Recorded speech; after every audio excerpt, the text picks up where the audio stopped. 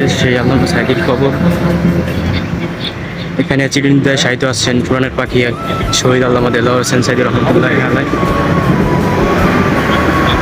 এই যে সেই কবরস্থান, আমরা যদি একটু কাছ থেকে দেখাই তাহলে দেখতে পাবেন।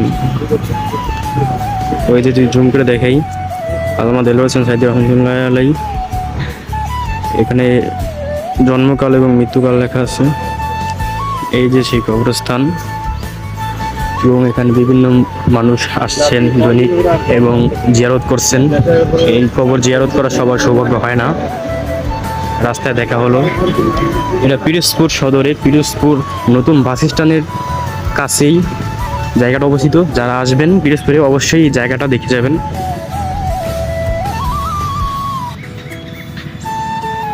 এই যে সেই কবর, যার জানা যায় হাজার হাজার মানুষ এবং লাখো মানুষ সারা দুনিয়া থেকে তার জানাজায় শরীক হয়েছিল। আল্লামা দেলোয়ার হোসেন সাইদি। এখানে কিছু সতর্কবাণী দেওয়া আছে, যেগুলো আপনারা পড়ে নেবেন। এখানে কিছু সতর্কবাণী দেওয়া আছে, এখানে সব কাজ করা যাবে না।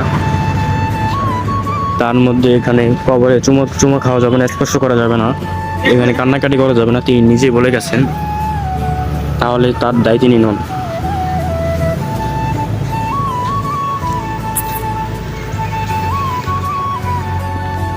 তো দর্শকবৃন্দ, বিদায় নিচ্ছে আজকে এখানে থেকে সাইদির কবর, আল্লামা সাইদির কবর থেকে। দেখা হবে নতুন কোনো জায়গায়, নতুন কোনো ভিডিওতে, নতুন কোনো ব্লগে। ততক্ষণ ভালো থাকবেন, সুস্থ থাকবেন। আল্লাহ হাফেজ।